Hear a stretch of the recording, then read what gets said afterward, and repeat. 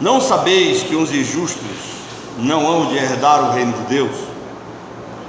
Não erreis, nem os devassos, nem os idólatras, nem os adúlteros, nem os efeminados, nem os sodomitas, nem os ladrões, nem os avarentos, nem os bêbados, nem os maldizentes, nem os roubadores herdarão o reino de Deus. 1 Coríntios capítulo 6, versículos de 9 a 10, na versão corrigida. Eu quero ler também na nova versão internacional. Preste atenção que houve algumas mudanças. Nós já temos algumas palavras atualizadas. Ele diz assim: vocês não sabem que os perversos não herdarão o reino de Deus? Não se deixem enganar, nem imorais, nem idólatras, nem adúlteros, nem homossexuais, passivos ou ativos, nem ladrões, nem avarentos, nem alcoólatras, nem caluniadores, nem trapaceiros herdarão o reino de Deus. Que Deus nos abençoe. Irmãos, eu quero pensar com vocês hoje sobre a efeminação do macho, do homem, na sociedade brasileira.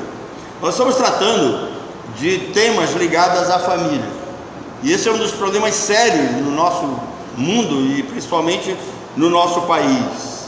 Efeminação do homem, ou seja, do macho. O que é efeminação? É o ato de efeminar, tornar esse homem cada vez mais feminino, é uma qualidade de quem é efeminado. E a efeminação é uma palavra usada para descrever um tipo de comportamento social cujas características são típicas das mulheres.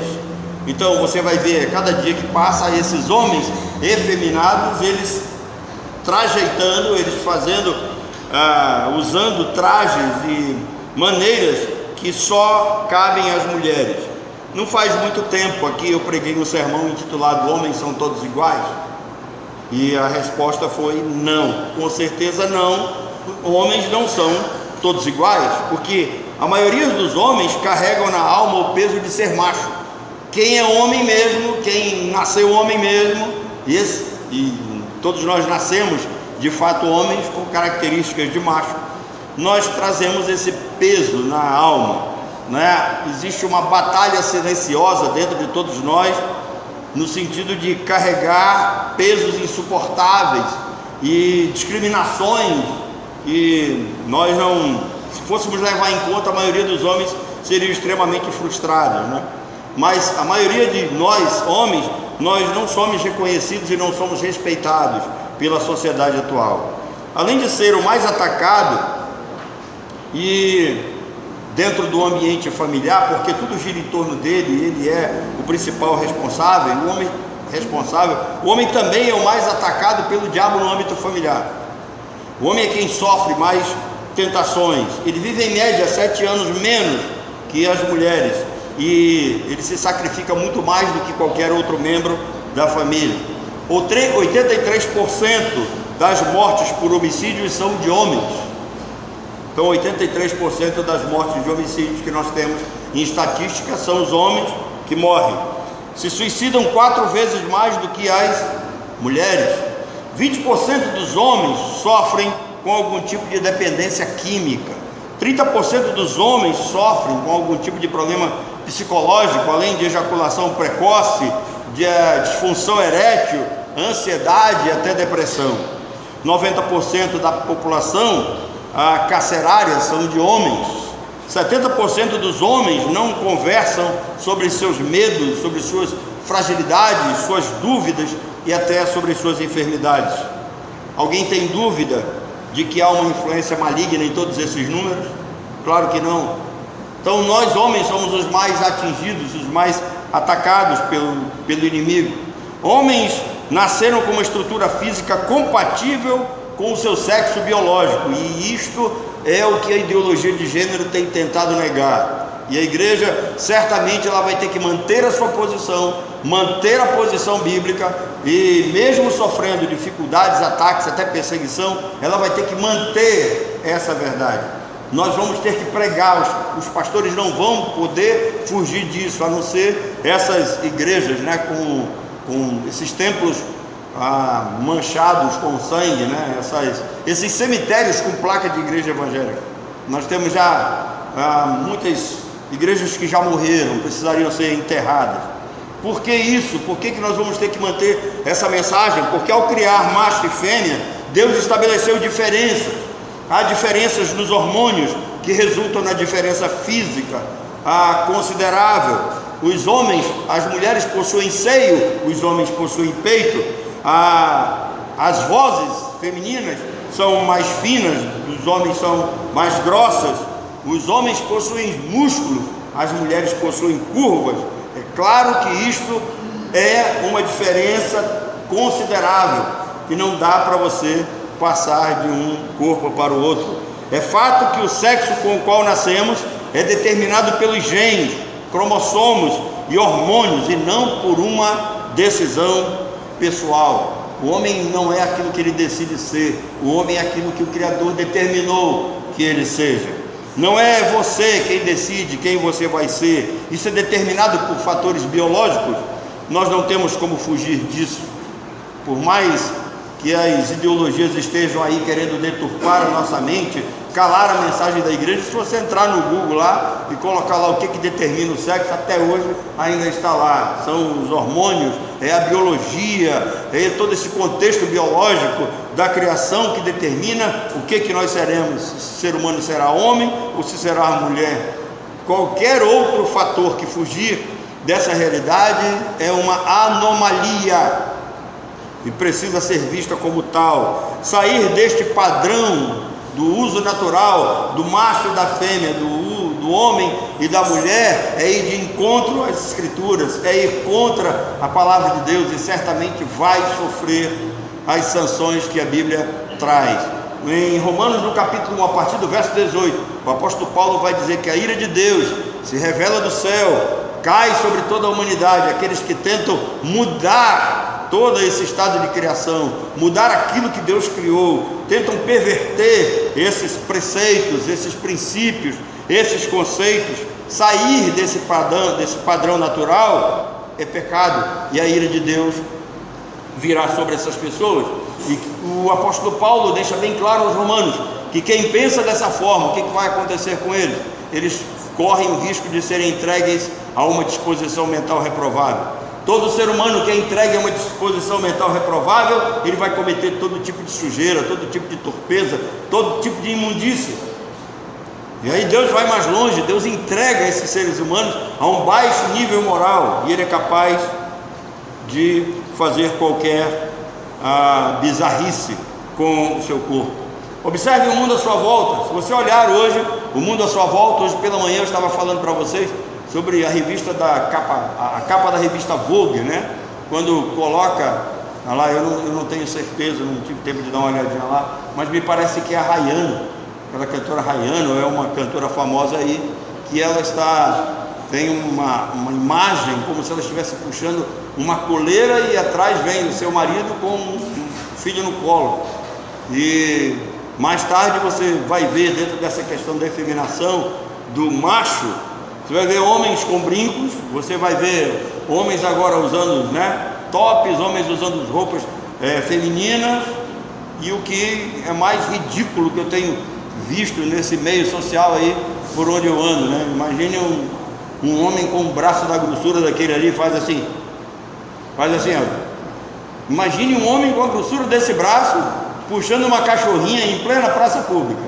É uma piada, mas é isso que nós estamos vendo, os homens cada vez mais musculosos, barbados, com trajeitos femininos. De onde é que vem essa ideia?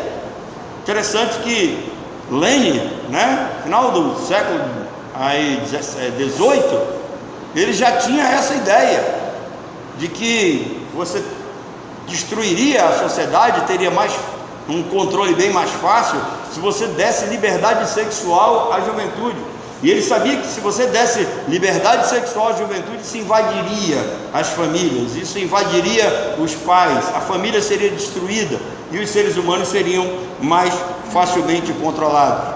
Quando nós olhamos para a sociedade, a Bíblia exige que o homem, como líder, ele tenha uma visão social adequada, correta, dentro daquilo que a Escritura determina.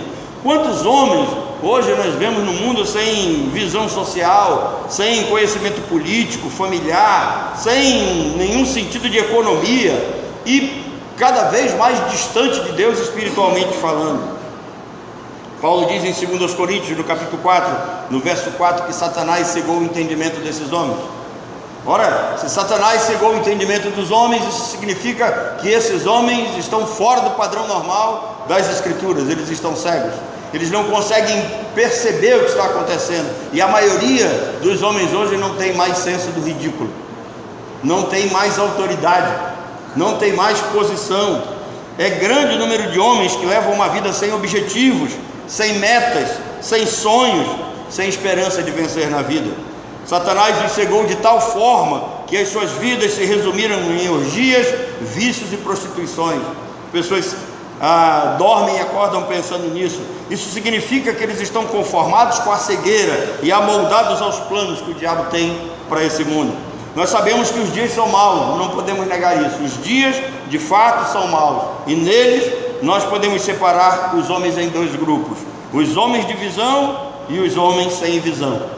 O que seria um homem com visão nas Escrituras? O homem com visão, ele está sempre atarefado, tem uma vida cheia, agitada, cansativa, porém você vê um homem satisfeito com a vida que leva, cansado, mas cônscio da sua responsabilidade, exausto, mas feliz por poder suprir a necessidade da sua casa e daqueles que estão à sua volta.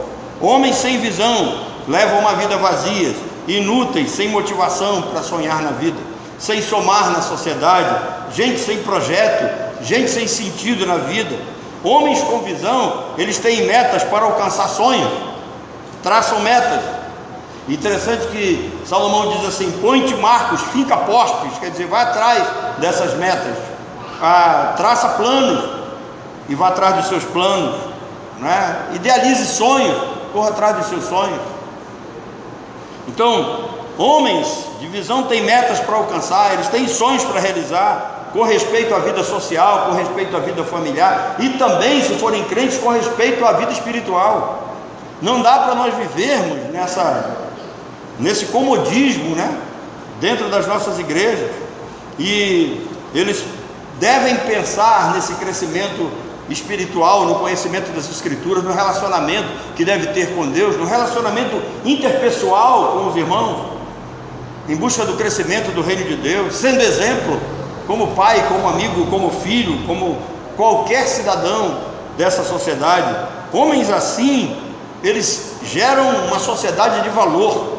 Homens assim fazem com que a sociedade seja mais estável, mais estabilizada. Homens sem visão, eles deixam a vida acontecer, eles deixam o acaso, que o acaso tome conta de tudo, né?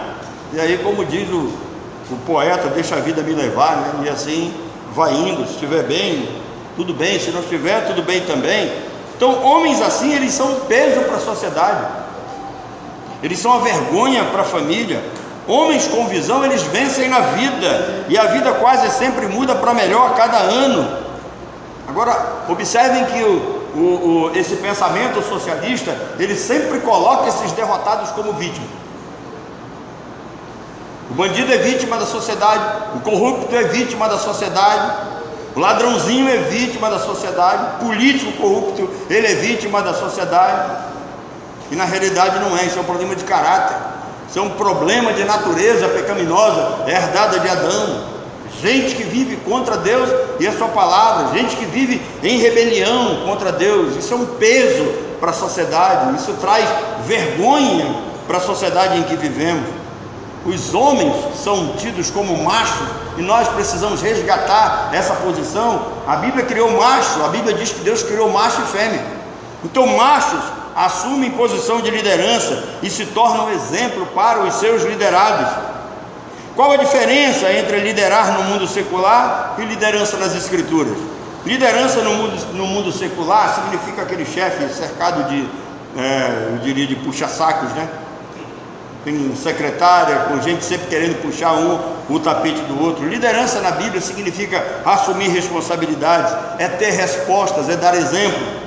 Uma vez eu vi alguém criticando um indígena que estava vindo do mato com a sua família, e a mulher dele estava com um paneiro de macaxeira na cabeça, o menino pendurado aqui no colo, né, e ela segurando a mão do outro, e ele livre com a arma na mão, e alguém foi criticar, e aí o missionário chegou e disse: você não sabe o que você está criticando? Ele disse: não, por que não é ele que carrega as coisas e deixa ela livre? Ele diz: porque se um animal atacar, ela não vai ter condições de proteger a família. Ele vem livre, ele vem armado para proteger a família. É nesse sentido. Então muitas vezes nós criticamos sem conhecer o sentido, sem conhecer a cultura, sem saber qual é a possibilidade. Por que os homens sempre foram tidos como mais fortes? Por que eles iam à guerra? Porque é a figura do macho, a figura do líder. Então, quando você chefia, as pessoas obedecem por obrigação, por força do cargo. Quando você lidera, você é respeitado, você é amado, você é benquisto, você é aceito. As pessoas seguem pelo seu exemplo, não seguem por imposição. Você acha que os valentes de Davi passaram a segui-lo do nada? Não, a Bíblia vai colocar lá uma série de valentes de Davi. E aí eu lembro daquela famosa batalha de Eleazar, né, contra os filisteus. E aí Eleazar sai do meio da turma lá, da tartaruga, né, romana, do círculo lá dos valentes de Davi, e ele diz: meu rei, deixa eu enfrentá-los sozinho. E aí Davi diz: você vai enfrentá-los sozinho? Você tem condições para isso? E aí Eleazar diz para ele assim: meu rei, eu passei a minha vida inteira sonhando com isso, eu vi o Senhor matando gigantes, então eu sei quem me lidera, e eu sei que eu posso ser um valente como o Senhor. E Davi disse: vai lá. E ele enfrentou o exército filisteu sozinho. E o texto é tão bonito que diz que ao coagular o sangue, a espada pegou na mão de Eleazar, estava seguro, grudado mesmo, firme, de tanto ele matar filisteu. Aí a gente chamar a sua atenção para um detalhe: o que acontece conosco quando nós vamos tirar esses pelos, fazer a barba com uma navalha cega, com um aparelho cego? O que acontece? É um problema, né? A gente se corta todo, né? Faca na cozinha, eu gosto da minha faca bem amolada. Por quê? Porque grande parte dos acidentes é porque a faca não está amolada. Você vai colocar e... Então Eleazar tinha uma espada afiadíssima, e bastava encostar que ele dividia os filisteus.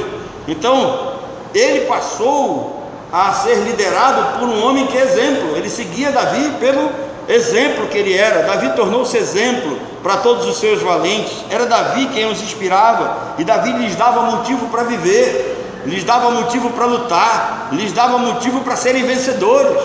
É nesse sentido que o macho faz diferença na sociedade, senão você tem uma sociedade cada vez mais derrotada. João Batista não foi ungido por um rei, nem por um imperador. Ele não foi reconhecido pelo Sinédrio, nem pelas autoridades religiosas da sua época. Mesmo assim, o povo o seguia. Por que o povo seguia João? Porque João Batista dava exemplo que nenhum fariseu dava. João vivia aquilo que pregava, e o povo estava acostumado com os fariseus que não cumpriam suas palavras. Atavam fardos pesados para os outros carregarem, mas eles não tinham coragem de mover com o dedo. É muito fácil quando você coloca a responsabilidade sobre os outros, quando você cobra dos outros, quando você é nessa posição de liderança, né? E agora vocês estão vendo o que é hipocrisia, o que é incoerência. Quando você, num discurso antes das eleições, você vê que a classe média estava ostentando, gente que tem uma televisão em cada cômodo da casa, né? Não sei se o Oscar tirou as televisões que ele tem nos cômodos da casa dele, mas o Oscar é um desses, né? Espero que o Lula não descubra que o Oscar tem uma televisão em cada cômodo, até na cozinha. Até na cozinha. Na cozinha tem que ter, né, televisão. A sala tem que ser maior. Só não tem no banheiro, senão ninguém sai de lá. Colocou. Então, aí você vê sujeito hoje esbanjando o nosso dinheiro. Se você quiser, leia lá os 10 mandamentos do Partido Socialista, criados por Lênin, que essa é uma das razões: esbanjar o dinheiro do povo, levar o povo a esbanjar dinheiro. Para quê? Nós vivemos numa região aqui que nós sabemos uma coisa chamada cacimba. Alguém lembra? Quem tomou banho de cacimba, lembra? Cacimba. Cacimba é uma coisa que quanto mais você tira água, mais ela brota. Mas dinheiro público não é assim.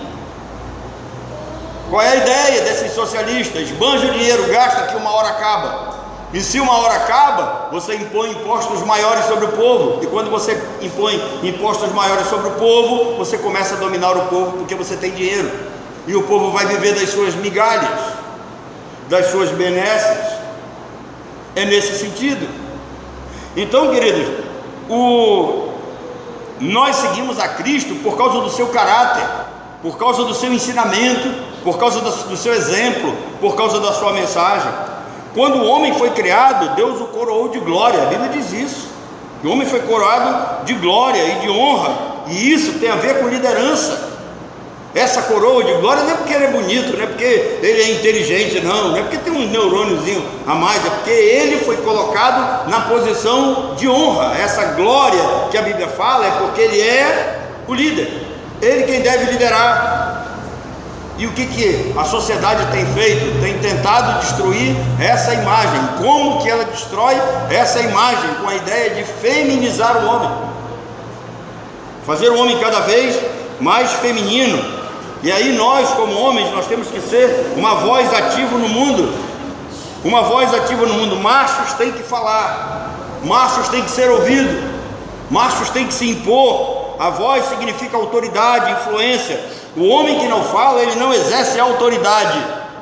Eu vou repetir: o homem que não fala dentro da sua casa, ele não exerce a autoridade, e a casa vira uma bagunça. Aí nós temos o exemplo do livro de Juízes. Por que o livro de Juízes é o livro dos altos e baixos do povo de Israel? Porque naquela época não havia rei em Israel, cada um fazia o que achava mais reto. Quando uma casa não tem um líder, quando uma casa não tem um macho, cada um faz o que bem entende.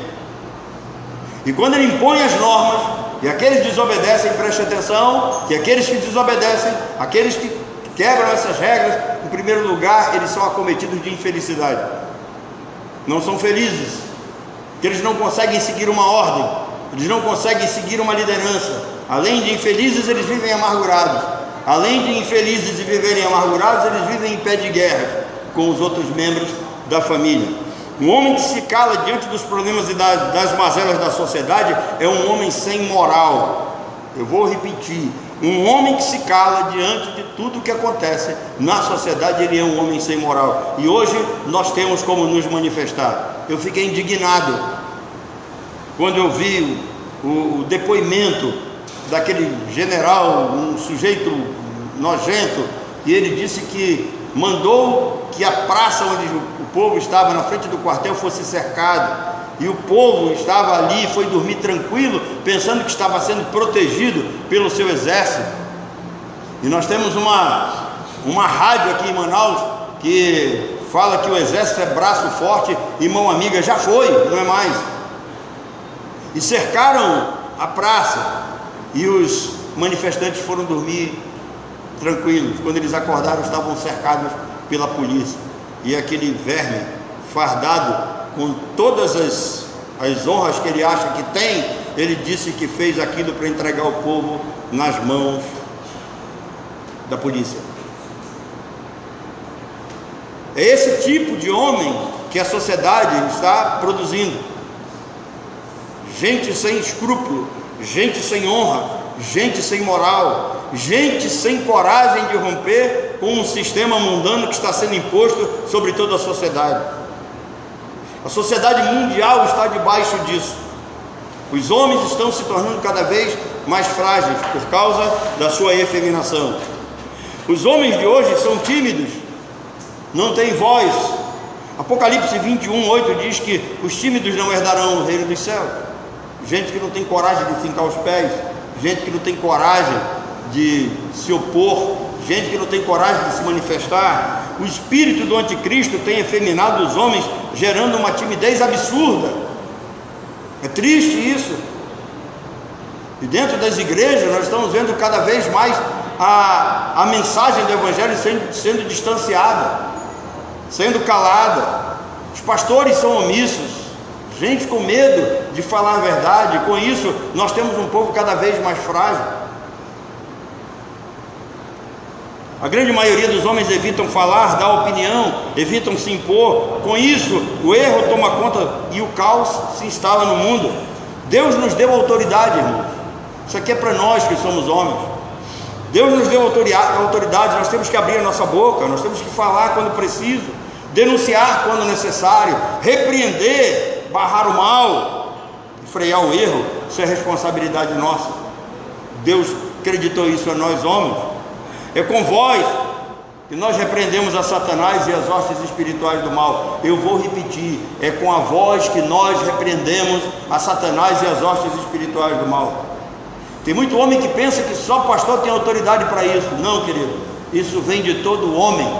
Quando a Bíblia diz resistir ao diabo, ele não está dizendo para pastores, ele não está falando para presbíteros nem para diáconos, ele está falando para todos nós, crentes em Cristo Jesus. Resistir ao diabo e ele fugirá de vós. Entenda uma coisa: maior é aquele que está em você do que aquele que está no mundo. E por que você não consegue colocar essa voz para fora? Porque ela tem sido calada, porque você tem se omitido.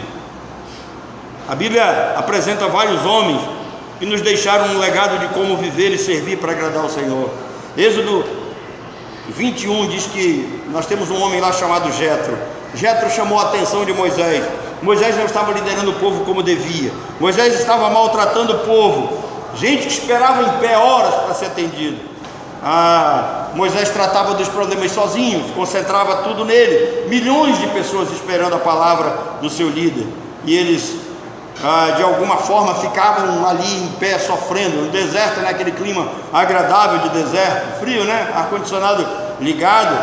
E aí o Moisés não consegue perceber, porque às vezes as responsabilidades de um líder são tantas que ele não consegue perceber aquilo que é óbvio. E aí Jetro deu a Moisés, Jetro, que era seu sogro, deu a Moisés uma ideia: cria uma hierarquia, cria um grupo de homens com capacidade de julgar coisas menores.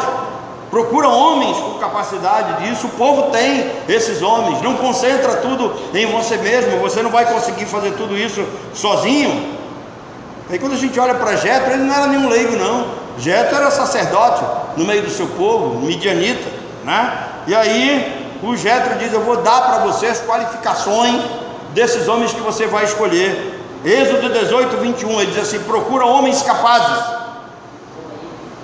A sociedade precisa de homens capazes, homens tementes a Deus, coisa que nós não temos mais. Pouquíssimos temem a Deus.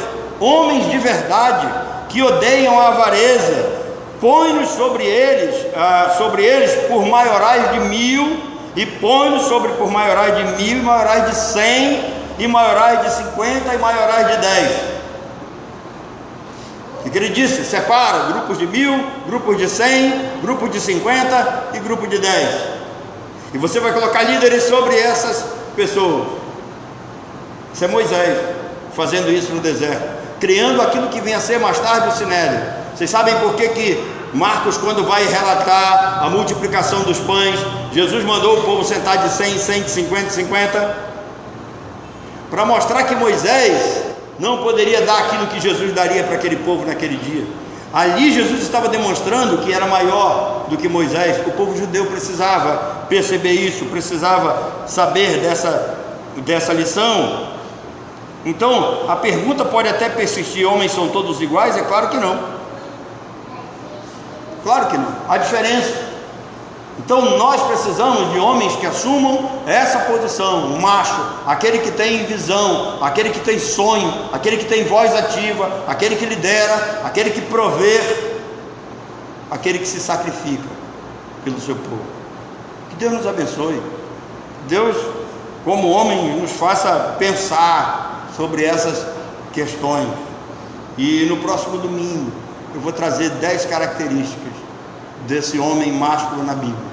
Como a Bíblia coloca as nossas responsabilidades numa ordem tão lógica que nós lemos as Escrituras e não percebemos, mas que é necessário perceber, para que nós sejamos exemplo para os nossos filhos, para os nossos netos. E aí vocês, eu estava observando um desenho que estava passando lá em casa, né? Estava mudando o canal lá, o Gustavo estava tentando colocar um desenho para o Bernardo, e o Bernardo assiste desenhos, e eu fiquei olhando lá, o garoto tirando, ele conseguia arrancar uma peruca da cabeça, e aí ele trocava o dele pela dela, ou seja, desde cedo ensinando as crianças, né, a trocar. Estava vendo um desenho que postaram no grupo, que é necessário a gente prestar atenção, que a garota e garota estavam conversando sobre sexo. Imaginem, garota e garota conversando sobre sexo, e ela começa a repreender ele: não é assim, tem que ser assim. E ele diz: não, mas eu sou assim. Não, mas você não deve ser assim, você deve ser assim. E essas coisas têm invadido a nossa sociedade. Por quê? Por causa dessa efeminação do homem. O macho está sendo deixado de lado. Cada vez mais os homens estão sem moral, cada vez mais as mulheres estão entrando em desespero, né? Um amigo meu disse assim, uma amiga minha disse assim lá no futebol: hoje está difícil, porque além de ter pouca opção de homem solteiro, não tem homem que presta, e aqueles que a gente pensa que presta não é homem. Ela disse: Deus tenha misericórdia